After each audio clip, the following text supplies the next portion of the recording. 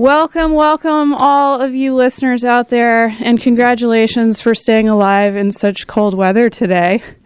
If you're tuning in, you're probably in northern New Hampshire, maybe northern Vermont.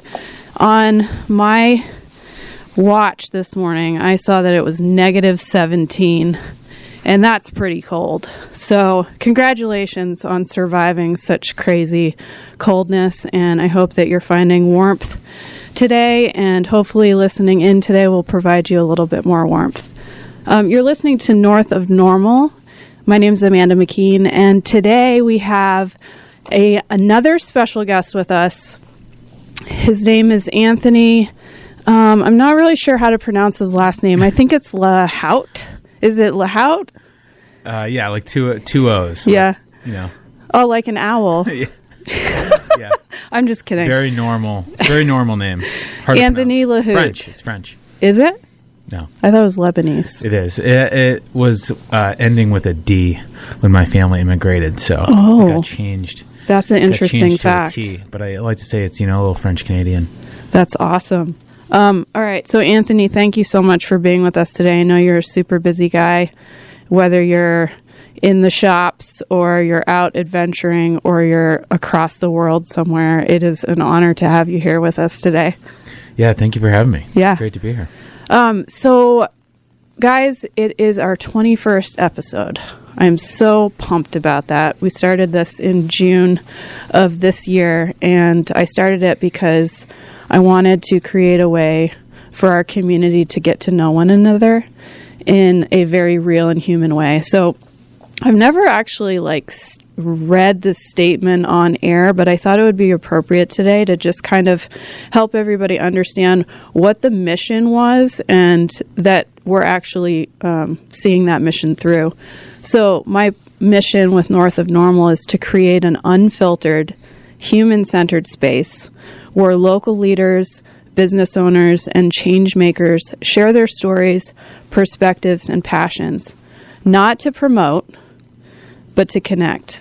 North of Normal celebrates what makes our North Country community rich, real, and worth rooting into.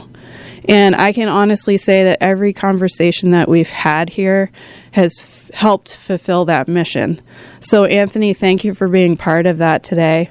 I'm so excited to dive in with you because there's so much that I don't know, and I'm sure that there will be some surprises that come up, right? Definitely. So we were just talking off air about how in retail you often will get people who want to talk. Yeah, I think that's part of the gig of you get customers that are in for different reasons. Some that are in to, grab something really quick and go to the mountain or go to the trailhead.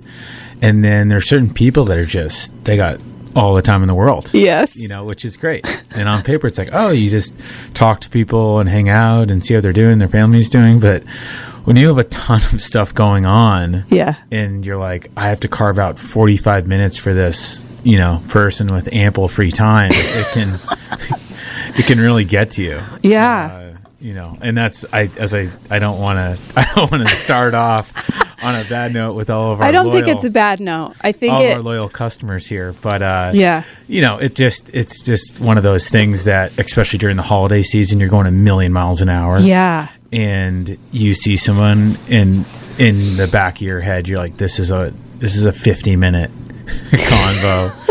As my phone's ringing, and I have all these meetings that I'm missing, right, and all that stuff. But that's part of the gig. That's part of it. Is part of it. Business. Yes, and like other business owners that I've been that person. Let's be honest, that walks into a business on Main Street because I know people and I want to go say hi, and that's where they are. Yeah. So I go say hi. They're community connectors. Correct. And so they draw in the people that are looking to connect, right? Yeah. And every single one of them identifies with the struggle of setting a boundary of like, okay, here's the cutoff point.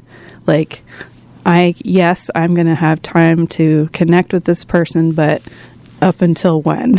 Yeah, it's similar. I mean, I was listening to the podcast you had with Ed King from the co-op, and you can kind of use that as the analogy. Is there certain times you go into the co-op that you have to like go in, grab one more ingredient, go home and make dinner. You're starving. You just worked out. Like you don't want to talk to anybody. And you're literally going as stealthily as possible to not run into someone there because you know that 5-minute run-in is going to become 50 minutes. The co-op is a great place because there's so many people that you know. It's such a great market and they do such a great job. But that's kind of an analogy of like, think about, you know, when you're in a rush going to a market where a lot of great people hang out and shop. Right. Like 5 minutes can become an hour and you're, you know, not what you're looking for all of the time. Totally. I actually will go to Shaw's when I don't want to talk to people, and then I'll do co-op when I'm like, I'm feeling like I need to connect. Yeah, you're not alone. Yeah, that's cool. So let's back up a little bit. I think a lot of people are already familiar with who you are, maybe. I mean, Anthony Lahout. You're part of the Lahouts family. The shops, how many shops are there at this point? 6? Yes, 7 or 6 stores. Yeah, however you want to. Kind of 3 and 3 between Littleton and Lincoln, or 7 total if you want to really tally it. 7. I was only counting 6. I wonder which one I missed. I'll have to figure that out later. Yeah. We don't have to go through the roster. But you are part of a really important legacy.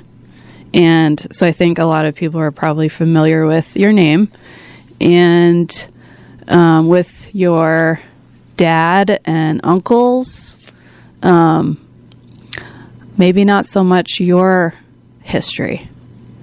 So I want to hear, what was it like growing up as a Lahout?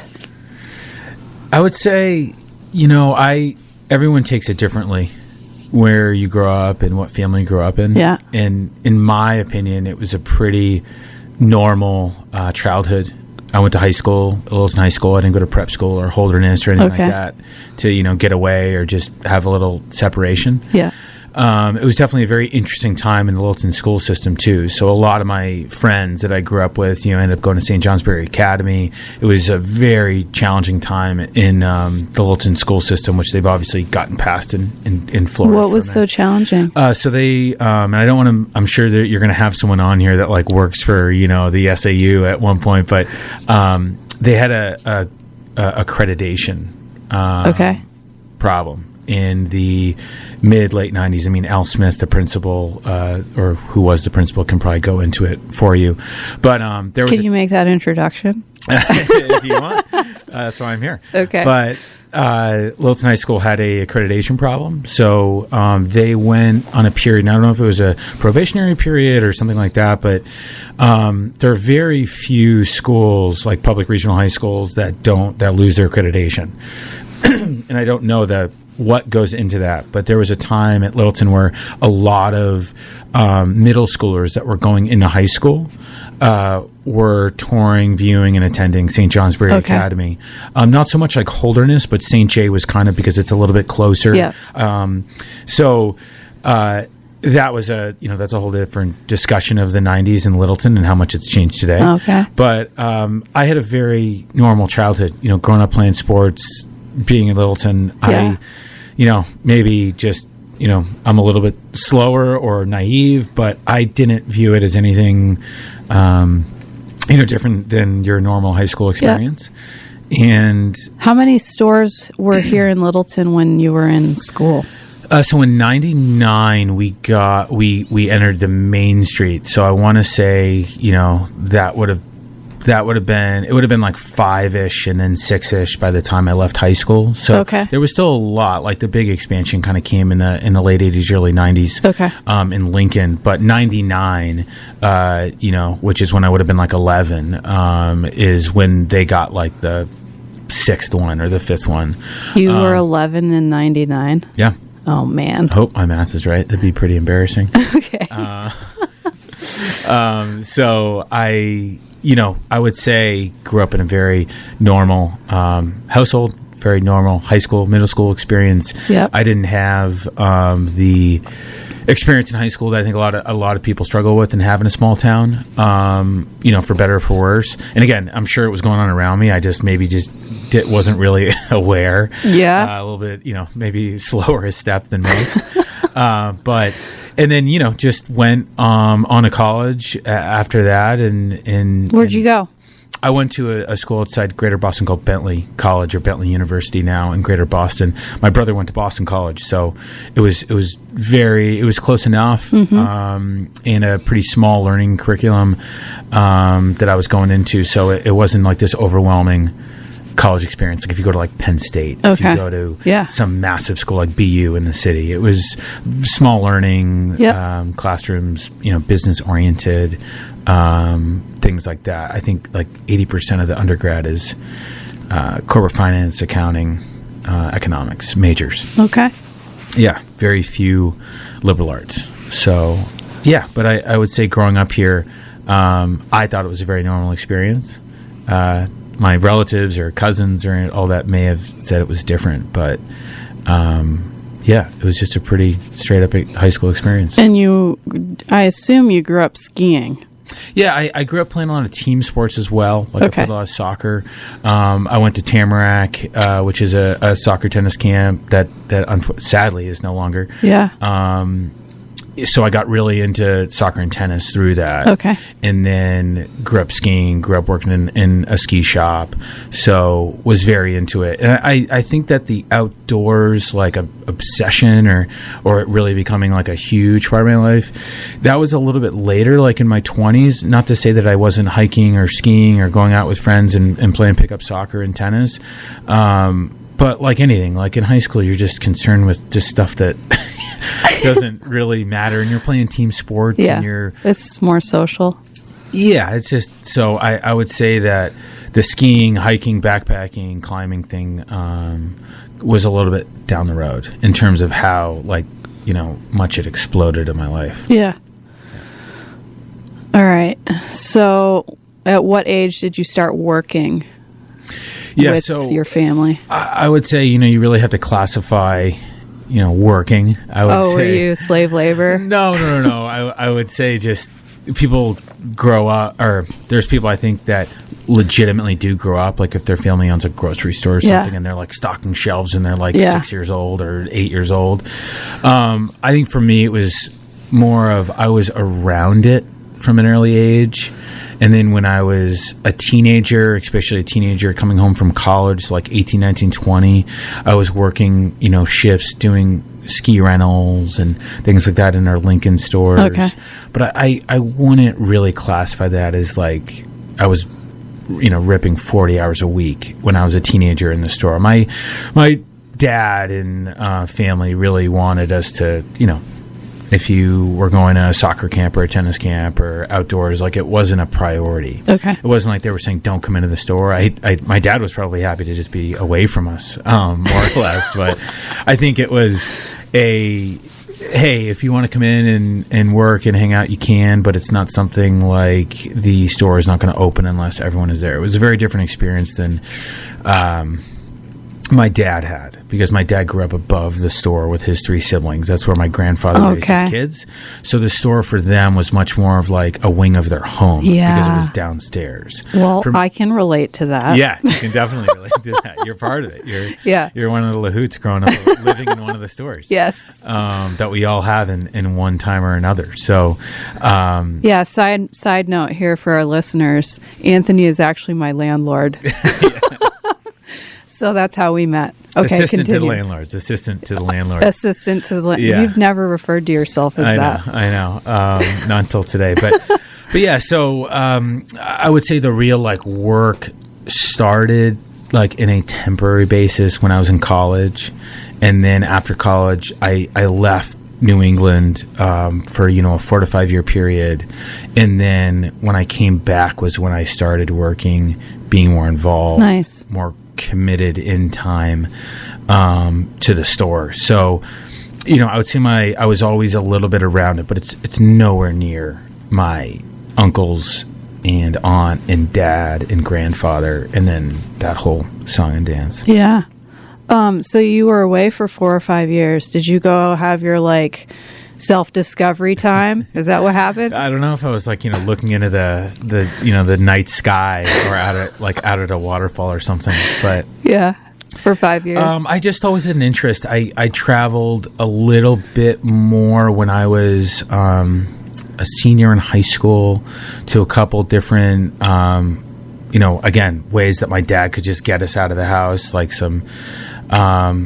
there were these things on college campuses that you could go to, and it was like a 1 week thing that you would see the city, but also like be on a college campus and learn things about like business or economics or computers or whatever.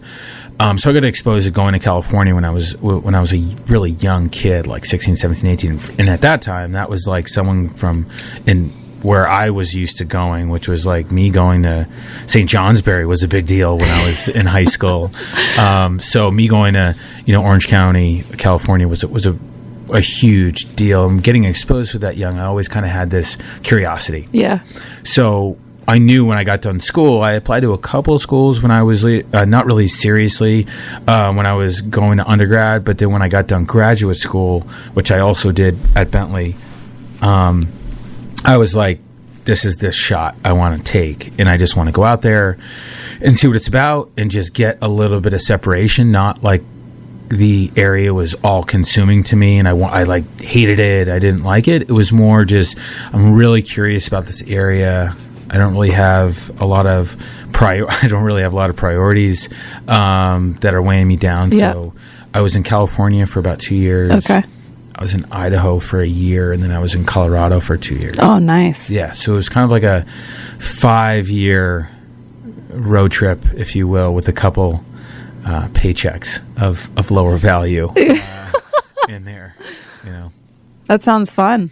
Yeah, it was a great way. I was very fortunate, very lucky that as a 20-something, a lot of peers and everything, you're dealing with a lot of student debt. You're dealing with a lot of, maybe pressure, taking care of a loved one, taking care of, or maybe being, you're engaged, you have a wife, you have, whatever. And I was very lucky as I was kind of free. Yeah. And able to go there and was fortunate enough to not have some of those things. And, it just kind of happened and I wouldn't do it any differently.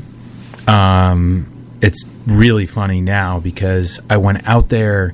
I think it's now becoming a little more common. When I was in high school, there was this big migration to Montana.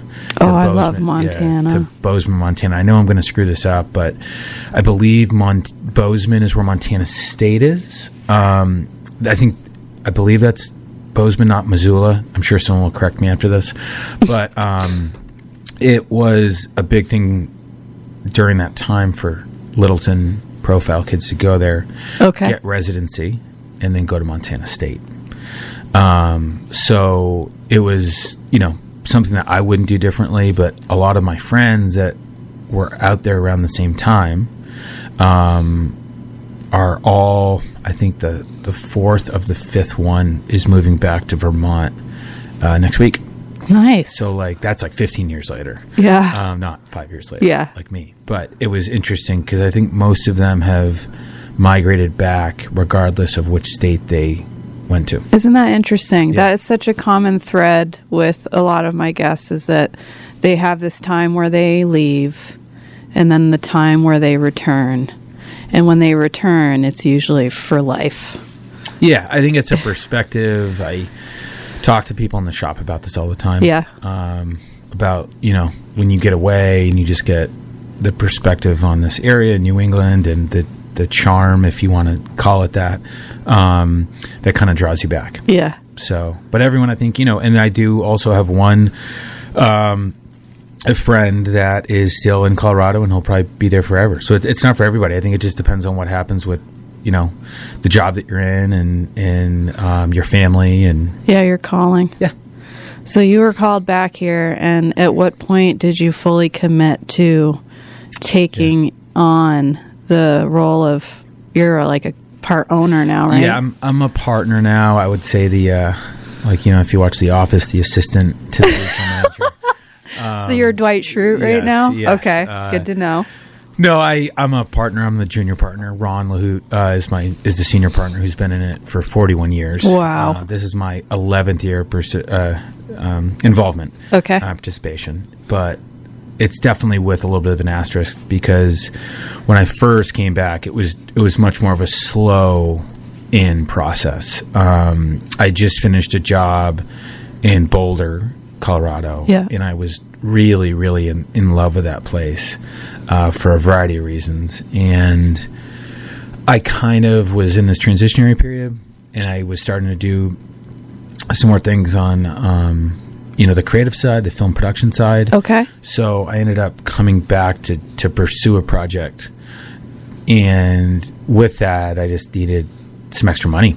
So I started working in the store very infrequently. Okay. So I would say 11 years ago is when that infrequent thing started. Yep. I would say 9 years ago is when I started the onboarding process to become a partner. And just so this doesn't sound like, the Ford Motor Company, this is like a conversation like, hey, do you want to work full time? Like, yeah, cool. This wasn't this wasn't, on CNBC. So I think that 9 years ago was when it really was like, hey, do you want to take a little bit more involvement, more commitment in it? And then 7 years ago was when I became, quote unquote, a full partner. Dwight Schrute. Yes. Yeah. Dwight Schrute to Ron. Nice. Michael Scott. Yeah. I've invited Ron a couple times now to be on here, and he just must be so busy. Yeah, he is a incredibly busy guy, committed guy, and he one of the only people that his cell phone may die 3 times during the day off of a full charge. Wow. So, he's got a lot of irons in the fire. Yeah. But I'm sure he will eventually. We're gonna get him here. He's a big catch. He has a hell of a story. I'm sure he does. I caught him one time just sitting out in front of Crumb Bum this summer, actually eating fried chicken. Yeah. I can see that. But 41 years for Ron. That's amazing. He has a roller coaster of a story, and the most committed guy to a cause you'll ever meet. Awesome. Okay, so I want to definitely touch on some of your crazy adventures that you've been on, because you, like you've mentioned, have gotten into the outdoor adventuring quite a bit. And I follow you on Strava, and you and I connected at one point because I was looking at mountaineering in Ecuador, and you had done it, so we talked about that. But you are always going somewhere. So what's driving that, and what are you learning from it? Well, I'm fortunate and unfortunate to work full time in retail. So because we still, though they are shrinking, have mud seasons up here, it's a pretty premeditated schedule in terms of I have my busy seasons and then I have 2 slower seasons. One of the slower seasons that still hasn't really changed, I would say, is when the mountain closes in mid-April until Memorial Day in May. There's a smaller one that happens when the leaves fall off the trees at the end of October until Veterans Day, which is in early November. Because that's approaching ski season, I would say that's not as much of a time to really go away and unplug. But I'm fortunate enough that I get these times a year that I get to leave, not feel super guilty about leaving because I have a great partner with Ron, and go to a place that I've wanted to go to. And I think that I got really lucky again later in my life being exposed to the backpacking culture. That is very popular for everyone outside the U.S. that doesn't just take 2 weeks off a year. It's kind of a laughable thing. It's a joke if you're a backpacker. And I think in America, when you talk about going abroad for periods of time, it's like you're a college kid. Yes. So you're 18 to 21 or 18 to 22 when you go abroad. Usually when you're 19 or 20. Go to Italy, go to Rome, go, wherever you want to go. But it's a really weird time. I feel looking back at it for an American to go abroad, because it can go kind of off the rails pretty quickly. You're going to an area that you're not of legal age to do anything in the U.S. and you're of legal age to do everything abroad. Oh, you mean in college? Yeah. Okay. And I think you just can go there and just go berserk. Yeah. Myself included.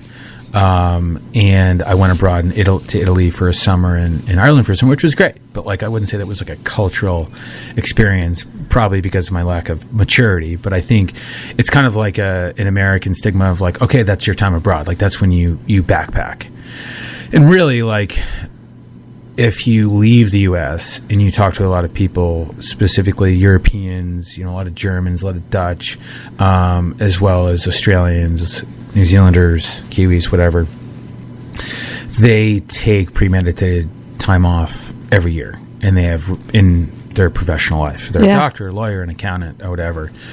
So if you get the opportunity to go to a place that has, some really eye-opening things to see or do, South America for Americans is very accessible.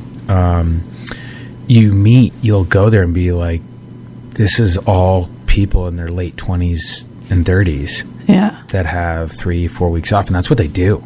I mean, there are certain countries that travel more than others, but that's part of their life there. And it's not just, you're a bunch of single people like in a hostel. It's a lot of people that are traveling with their partner, with their brothers, with their relatives, with a girlfriend, with a boyfriend, whatever. So once I got exposed to that, and I'm like, this is the normal if you're not in the U.S. Yeah. I was pretty addicted after that. So I really took that as, I'm going to go away in May and try a new place and not make a lot of plans. Maybe have like a goal, a mountain that I've wanted to do or like I've heard a lot about from other backpackers, and then let the rest of the 4 weeks fill in as it is or as it comes. Yeah. So of all the places you've been so far, which has stood out the most to you? I would say from backpacking, I've had a really good experience in South America. I've done, if you count Central America, which is, I've done like Guatemala and Costa Rica, but I've done, Peru, Ecuador, Colombia, and Brazil for a good 4 to 5 weeks at a time. That was incredible. And very, like, you go there in May, and it's probably like 1/10 the cost of like being a resident of Littleton in May. Yeah, is being there. You just live like a king. And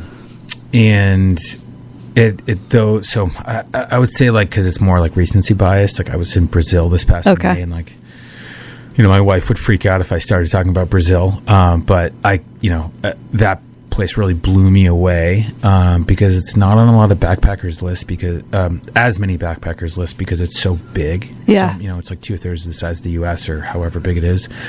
So it's not as easy to get around. But all of those countries, I would say Peru, I had one of the most well-rounded experiences. Colombia was my first experience. Ecuador did a lot of high altitude stuff. Yeah. So they're all very different. Yeah. I would say not from a budgetary standpoint, but from like every person should go there. I would say from a first world standpoint, the country of New Zealand is probably one of the most plugged in areas, if you were into the outdoors, I've ever been to. Nice. It's unbelievable. So those would be from like more of a backpacking standpoint. Yep. And then I would say from a tourist standpoint, not living out of a 30-liter bag for 4 weeks. I've gone to the Middle East a couple times, and that, has the family ties because I'm Lebanese on my dad's side. That's been a really eye-opening experience, more because of what it's, proved wrong that I was told all my life. Okay.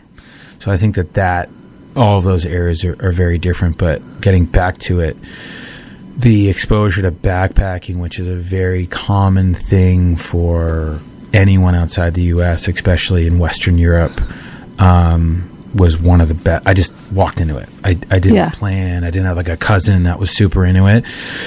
I just went to Columbia and like met all these people. I'm like, well, what do you do for work? Thinking they're going to say, oh, I'm like, I don't have a job, or I'm kind of in between stuff. And like, oh no, I'm like a lawyer back in Germany. Wow. I'm an accountant in Austria, or I work, I own my own business in Australia. And so walking into that, it's like my eyes really open. Yeah.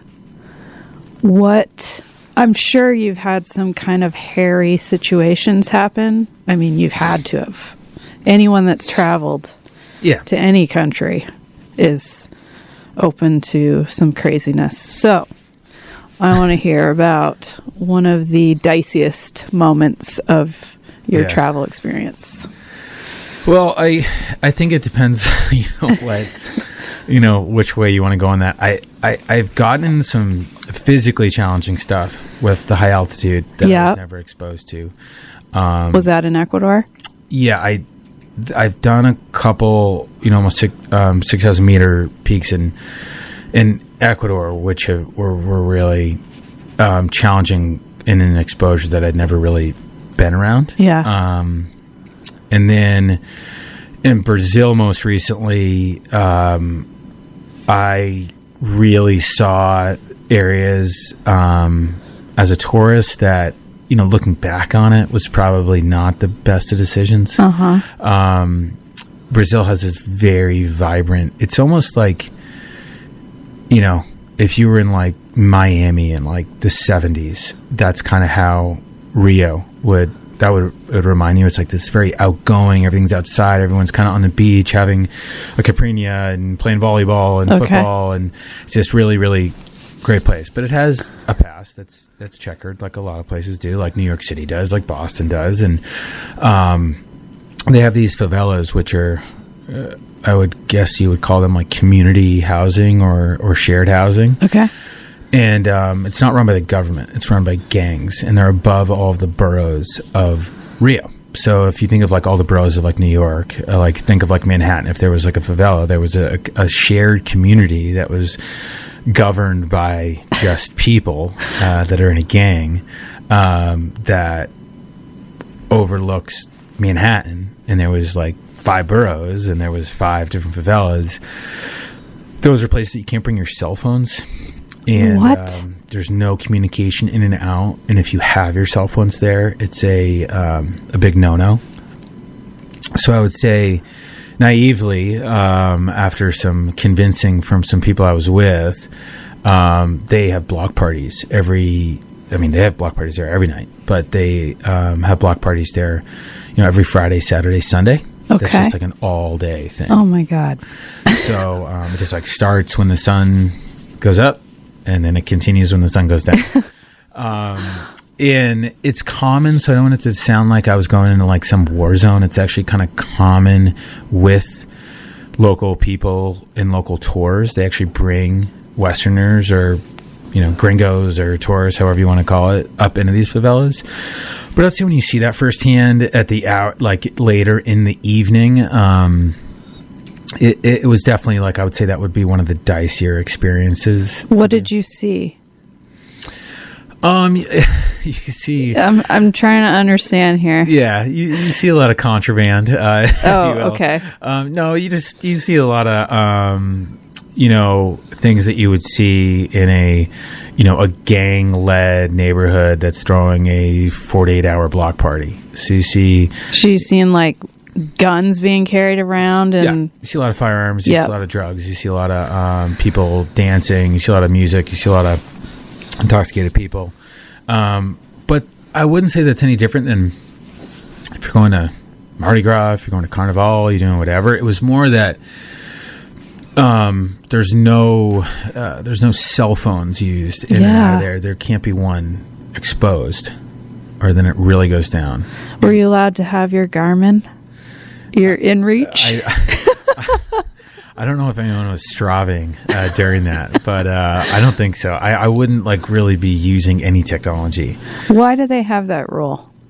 It's just no dialogue in and out. They set the tone in terms of what goes insane. on in and out of there. Yeah, it's pretty hardcore in terms of that stuff. And I don't want it to come across like it was big, like I was held at gunpoint or anything. That I get kind of fortunate because I was able to go in and out of it.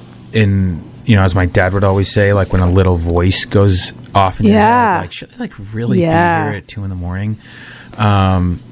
Thankfully I had my wits about me and I'm like, all right, cool. This was great. See ya. I'm out of here. I have, darker hair and a little bit thinner skin. So I wouldn't say, unless I'm speaking, I'm like the first person that's going to get robbed. I probably would not be safe there. But depending on where you are. So I would say in South America, before I have to speak the language or lack thereof, I wouldn't say I'm the first person picked out. Right. So I kind of was able to get out of there pretty quickly and just be like, cool, saw it, check the box. Yeah. Not a good idea. Yeah, you are I was actually thinking that like 10 minutes before you said it, that you could probably go to any country and blend right in. Yeah, I mean, I think for better or for worse, maybe not Ireland or Scotland or whatever, even though I am, 50% Irish as well. Are you? Yeah, my mom's whole side is 100% Irish. Oh, wow. But, I think that was probably one of the dicier things, and you're really in an area where very local people live and a very unique cultural experience. And I would not say, I actually went on a couple hikes where part of the trip is going through the favelas during the daytime to get to a couple trailheads. Mm-hmm. And it was completely fine. It was completely safe. I just wouldn't really recommend doing it at past 10 p.m. When the 48-hour party is on like hour 46. Oh my God. Because it was a scene and it's very exposed and it's very isolated. Yeah. Yeah. So it was just more of like a moment of awareness of like, oh, I'm completely screwed if something goes wrong. Yeah, it was just like a couple too many chips. I mean, I think anytime you go abroad, you put your chips in the table. Yeah. Anytime you go to the Middle East, you go to Boston for the weekend, you're at a concert, like you're a couple chips are in the middle. I would just say in Brazil, it's such an unbelievable place, but it's definitely different. I was joking with my dad about it. Like, you have a long night, you have one of those things that goes off the rails if you're in a U.S. city. At least you wake up and you're in like a U.S. jail. And you're like, okay, it's going to be really bad. I made some really bad mistakes and I'm going to have to go through the legal system and whatever. Like, you wake up in Rio. I don't think those jails are going to have Wi-Fi and, a phone line. Phone call. Yeah. So I would still recommend people doing it or going and visiting it, but just not the timing of it. So it's more just when you're seeing like that sort of stuff so out in the open with all ages, like teenagers, like 12-year-olds, 16-year-olds. But that's just a way of life there. That's how those guys run it. And it's been like that for a very long time. The favela culture is not new. I believe Rio specifically has one of the biggest ones in the entire country or the entire continent. Okay. I'm not sure.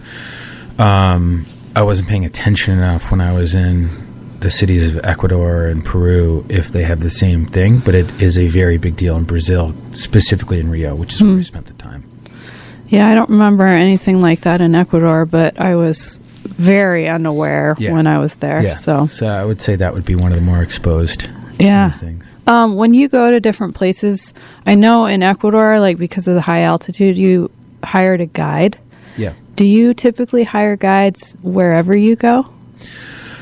I would say it depends. In Ecuador, all those state parks is mandatory. Yes. And I would say anyone who's getting into anything above, like, in Colorado, they're what they call them 14ers. So anything like above 14. I think even in 14, you can really get knocked. And what I don't think a lot of people understand about high elevation, if you're this like world-class athlete and, whatever, is that it affects everybody differently every time they do it. So you could be someone that like ran up a 14er in Colorado, your first attempt, and you go up it again, and like by the time you get to 12,000 feet, you're just smoked and you're kind of just seeing stars. Yeah. So I try to do it where it's needed.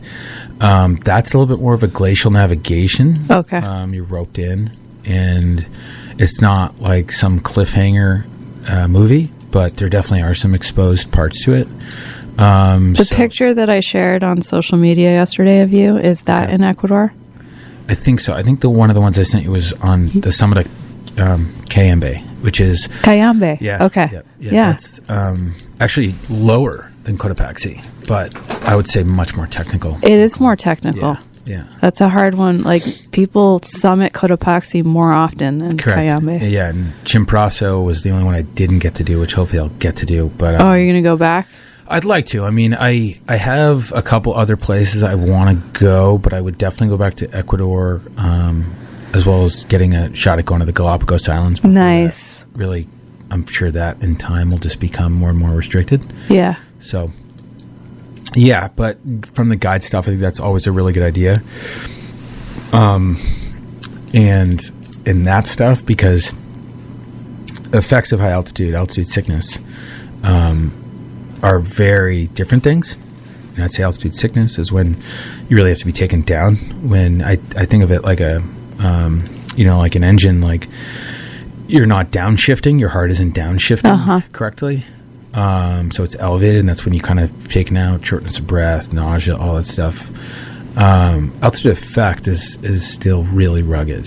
You really feel, for lack of a better analogy, it's very sudden. It's like you cross like an imaginary line in the most simple of tasks at its elevations.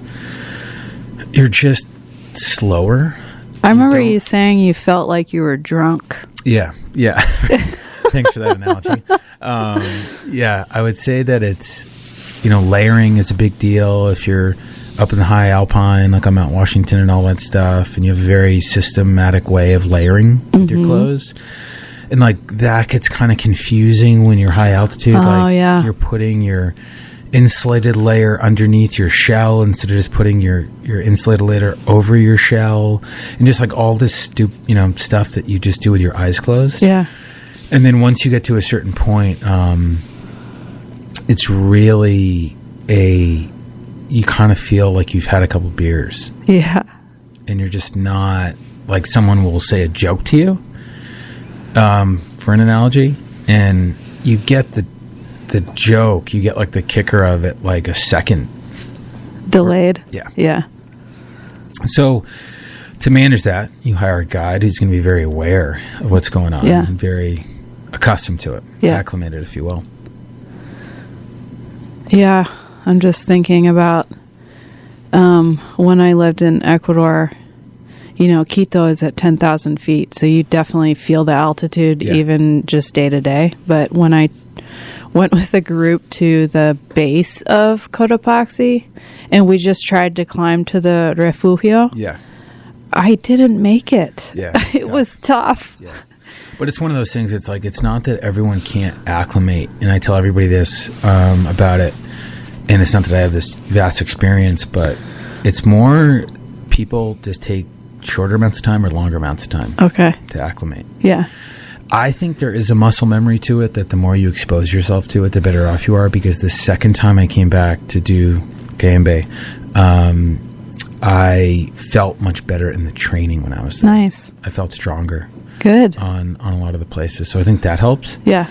But I remember when I was working in Colorado, just going up to Summit County from Boulder, I went up and I wasn't really like well rested. I was kind of out of it and I didn't really feel that good. And I definitely felt effects of altitude. And that's like not even 10,000 feet. Wait, where was this one?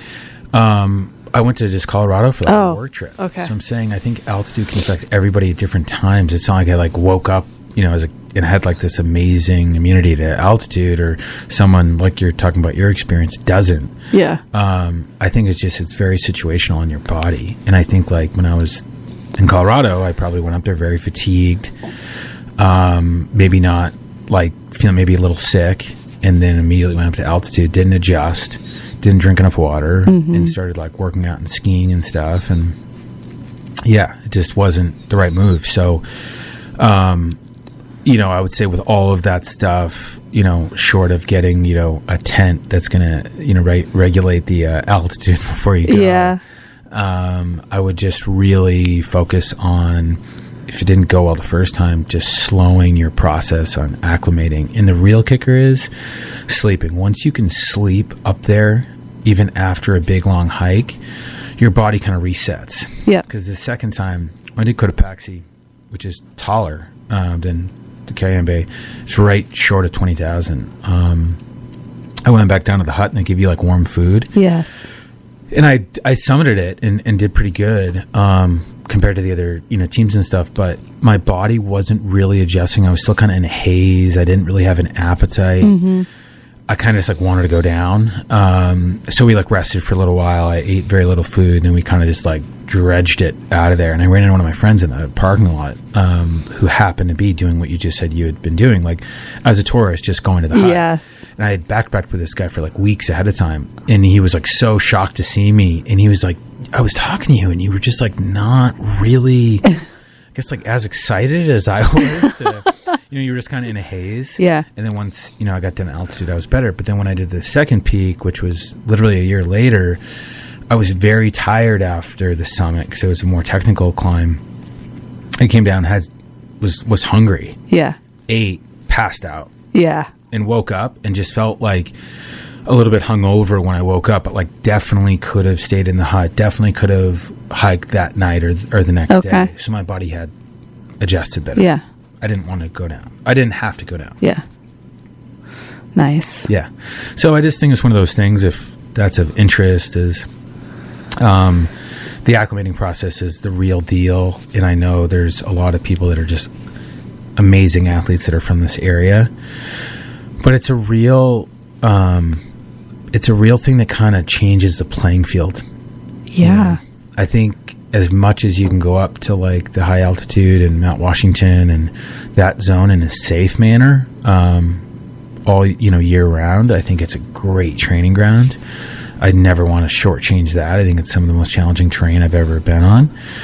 But the one thing that's missing is the altitude. Yep. So that's the one thing that you have to just budget for.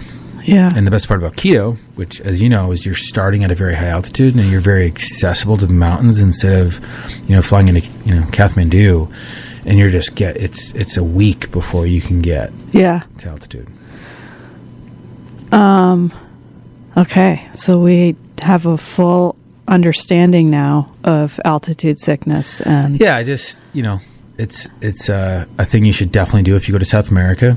I think one thing that kind of makes me hesitate is that, if I'm not sure how my body's going to respond and I'm committing to this trip, like, how do you just say, okay, like, whatever's going to happen happens? Like, if you're going to climb a peak, I mean, how do you adjust? You got to kind of view it as the experience. Like, these are the things that can happen. And if I don't make it, I'm still going to get as far as I can. We're going to maybe do a smaller peak or something like that on the way out or the way up, whatever.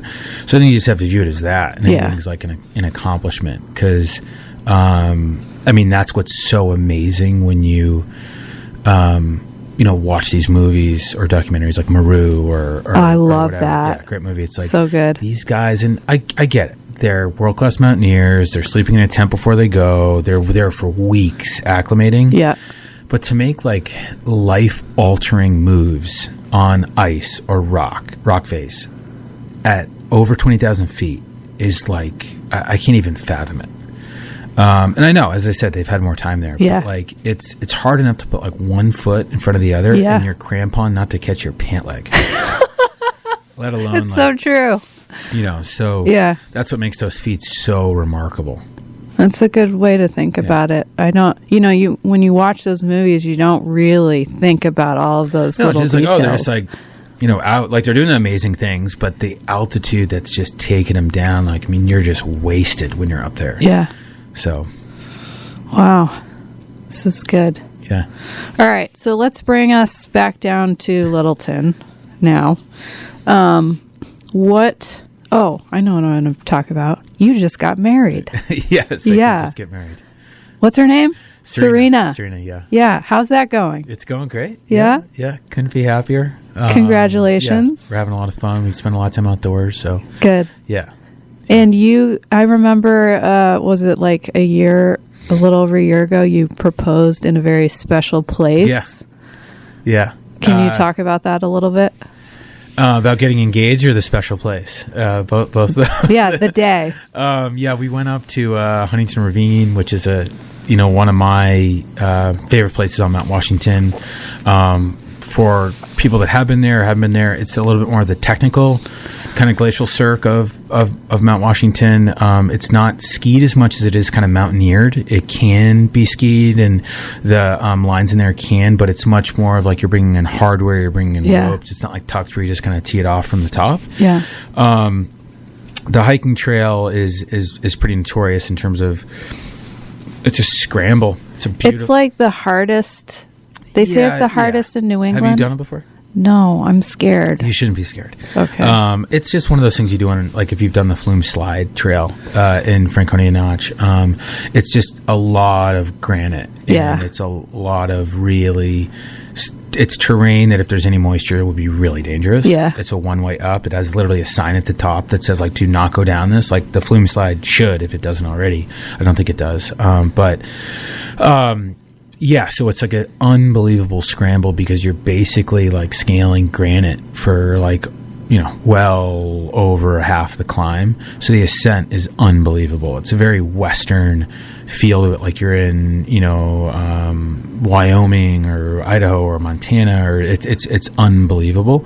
So I had the great idea to go up there. I originally was going to do it for a Tuckerman ski day and realized like how threading of the needle that would have been and how it just wasn't a good idea to do it in tux with like every cowboy skiing past you. It would have been like the least intimate thing ever. Right. So I did it, but I obviously rely heavily anytime I go up there on the high summit forecast and the weather station, and they're never really wrong. If it is by a couple degrees, but you really get that report the morning of at like 4 or 5 in the morning off the high summits.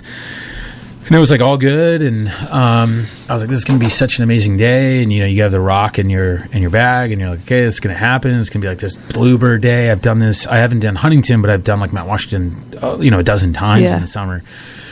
And I'm like driving down in a Gorham, and I'm like, "Wow, this isn't like as clear as I thought it was going to be." Oh no! This is like big fog bank was down there, okay. And like Cannon. I live. Right near Cannon, and it gets kind of socked in, if you will, with clouds sometimes. But this was like really, really fogged in. Like I couldn't even like see the sun blowing through. And I'm like, wow, did I like look at the wrong report? And I looked at the morning of because it has changed tremendously on me before the morning of. So I always check that before I really like commit.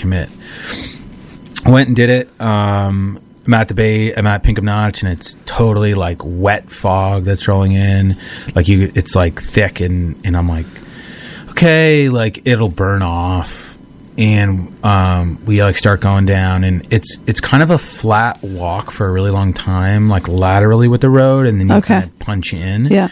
And you kind of follow a riverbed until you get to the to like the Harvard cabin kind of area, and it was still, kind of really bad fog. And I'm like, the hardest part is you're looking for the blazes on the rock to follow it, and I was so disoriented trying to find it wasn't like in a dangerous way, like we could still see always the next blaze ahead. I wasn't that much of an idiot, but it just wasn't enjoyable. It wasn't like this is like some beautiful day, like what a day to get engaged. What it was an inversion that was very, very late in moving out of the valley. Okay. So up top of Mount Washington, and I was looking at the high summit forecast because we were up so early, like at like it's the gas station on the way over on 3, and if you looked at the webcams that morning, I bet from the summit it was probably clear. But everything down in the valley, it just moved down. It was an inversion, but it was slow moving out of it. Yeah. So we started going up halfway. It was getting a little bit better, and then I still wasn't very confident. I'm like, I got to walk because when you're hiking Huntington, we were going to do the boot spur on the way down. It's like you're out there for a while. You have to do the whole kind of circumnavigation of the bowl, and I'm like, wow, I'm going to carry this thing all the way out.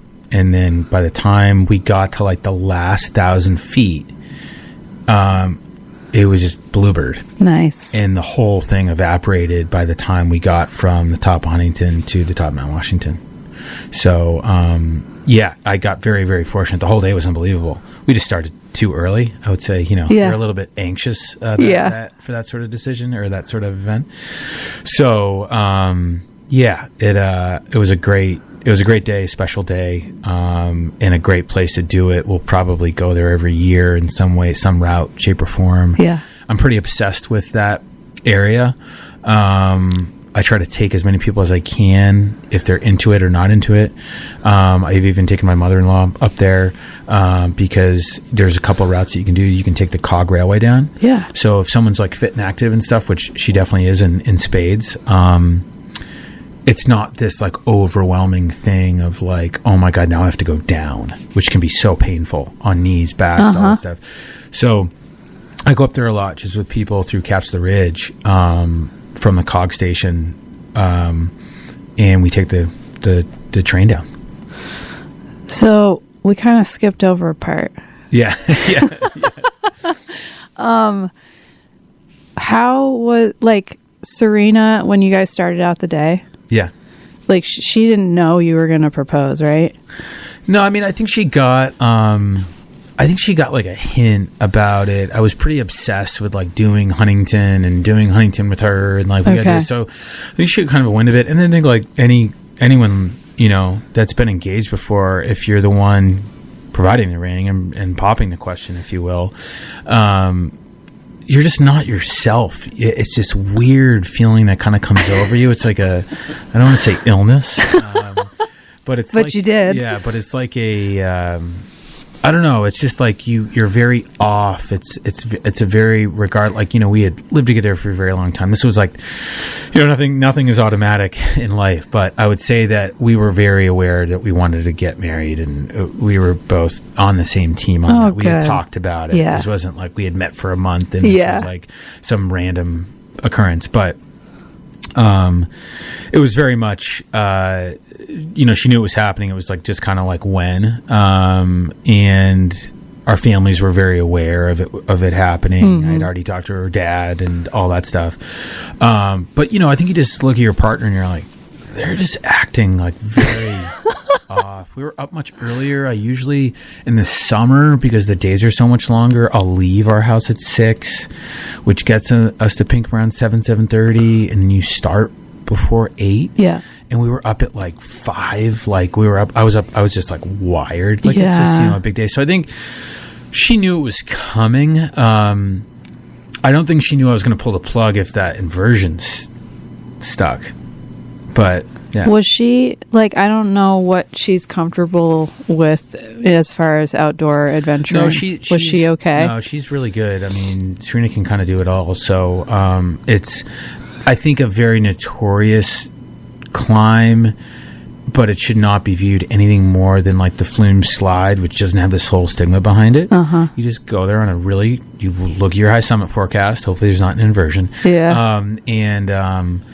You go on a dry day. It's unbelievable. It's a magical climb. It's like you're literally in this crag around rock. Because as I said, it's not like Tuckerman Ravine Trail, the TRT, which is like you can see the ski lines. You can ski like the lip and the lobster claw and the sluice. Like you can see where all those ski lines are. This is like really narrow. I mean, it's predominantly an ice climbing, rock climbing, mountaineering bowl ravine. So when you're in there, you're kind of going up the only way you can walk up it, and it's through rock. So you don't need anything strapped in or anything like that. But it's just one of those places that it's really unbelievable, and it's very off the beaten path because of that reputation. Yeah. The craziest thing is when you top out of it, the auto road borderline touches it.